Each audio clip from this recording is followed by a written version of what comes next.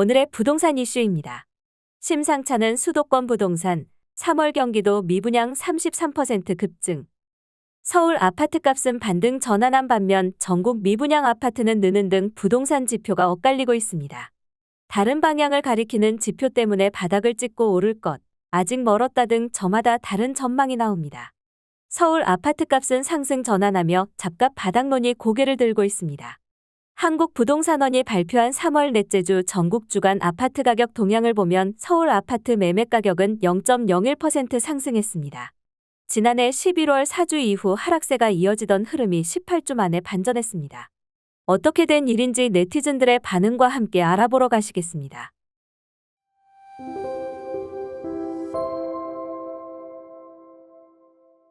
서울 마포구 하중동 한강밤섬자이는 20일 160제곱미터가 30억 원에 거래돼 신고가를 기록했습니다. 지난 2020년 24억 원에 실거래된 이후 4년간 거래가 없다가 6억 원 오른 값에 팔렸습니다. 이 밖에도 서울자치구 중 노도강과 금광구 등 8곳을 제외한 모든 구에서 아파트 가격이 상승하거나 보합을 나타냈습니다. 거래량도 지표상으로는 회복 기미를 보입니다. 올 들어 서울과 수도권 아파트 매매 거래 중 상승 거래가 절반을 넘어섰습니다. 직방위 국토교통부 실거래가 공개 시스템을 활용해 서울 아파트 매매 거래를 분석한 결과 2월 매매 거래량은 1,428건으로 1월보다 1,000여 건 감소한 것으로 나타났습니다. 거래량이 줄었지만 상승 거래는 증가했습니다. 2월 상승 거래 비중은 43%로 전월 39%보다 소폭 증가했습니다. 반면 하락거래 비중은 39%로 전월 44%보다 줄었습니다. 아직 부동산 경기 회복을 점치기엔 이르다는 게 중론입니다. 악성 미분양이 7개월 연속 증가하고 인허가 착공 등 주택 공급 지표도 다시 고꾸라져서입니다. 국토교통부가 발표한 2월 전국 주택 통계를 보면 2월 말 기준 전국 미분양 주택은 64,874가구로 나타났습니다. 전월 대비 1,119가구 증가한 수치입니다. 지난해 12월 이후 3개월 연속 증가했습니다. 수도권 미분양 주택은 11,956가구로 전월보다 17.7% 증가했습니다. 지방은 52,918가구로 1월보다 1.3% 줄었습니다. 그러나 지방 미분양이 전체의 81.6%에 달해 여전히 심각한 상황입니다. 미분양 주택이 가장 많은 곳은 대구였고 경북이 뒤를 이었습니다. 미분양 주택이 가장 많이 증가한 곳은 경기로 6,069가구에서 8,095가구로 33.4% 늘었습니다. 악성 미분양으로 불리는 준공후 미분양 주택은 전국 11,867가구로 전월보다 4.4% 늘어났습니다.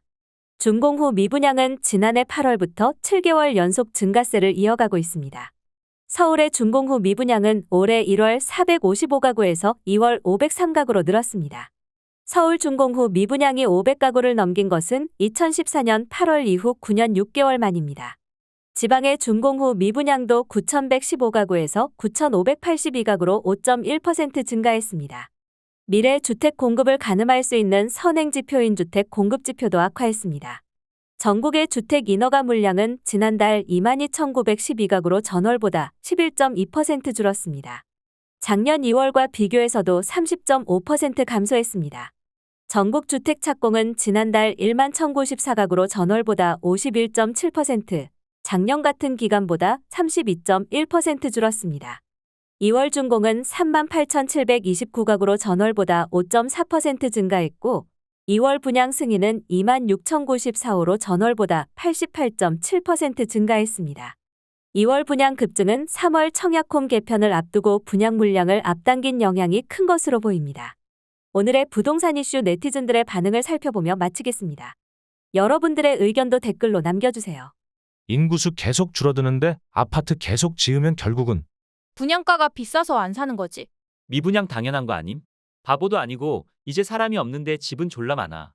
2000 분양가가 7억인데 누가 사냐? 분양가가 높아서임. 기존 주택 금매나 저렴한 거 많은데 굳이 비싼 돈 주고 저걸 왜 삼?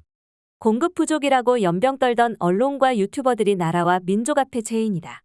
지난 5년간 적당히 올랐어야지. 부동산 정책 실패, 코로나, 양적 완화, 콜라보로 3에서 5억짜리 분양가의 집들이 죄다 8에서 10억이 되었는데 2030대들 대다수 실질임금은 줄어들었다. 당장 서울 평균 아파트 분양가가 5억일 때 3포세대 말 나왔는데 지금은 그냥 던지자는 거지. 당장 극단적으로 15에서 17년 강남 재건축 일반 물량 9평 분양가가 10억 초반이었는데 24년 현재 구성 영통 9평 분양가가 10억인 거 보면 답 나오지.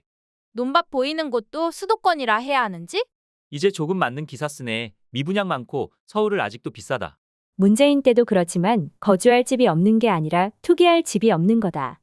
오른 집들 보통 계약하고 호가 올린 다음 다시 계약 취소, 실제 매매는 급매만 이뤄짐. 건축비 상승으로 분양가가 오른 게 원인이죠. 별 볼 일 없는 수도권 지역 신축 아파트 분양가가 거의 10억 원에 이르기 때문에 이 금액이면 서울의 아파트를 구입할 수가 있거든요. 아파트는 가격이 올라야 하냐? 청약통장 필요 없음. 분양가를 감당 못함. 한 10년만 지나면 아파트는 슬럼화 될 것 같은데. 건설사 언론만 없었다면 인구 절벽도 없었을 것이다. 솔직히 한국은 인간적으로 분양가가 너무 지나치게 비쌈. 건축비가 아무리 올랐다고 해도 지금 분양가는 너무 터무니없이 비싸게 받는 거임. 원가 공개 못하는 거 보면 지금 분양가가 원가에 비해 엄청 많이 부풀려져 있는 거임. 인구는 점점 줄어드는데 아파트는 계속 때려짓고 가격은 절대 안 떨어지는 신기한 나라. 지금 아파트 계약하면 박살난다. 사람은 줄어드는데 아파트만 늘어난들 누가 살아? 여기까지 네티즌들의 반응이었습니다. 시청해주셔서 감사합니다.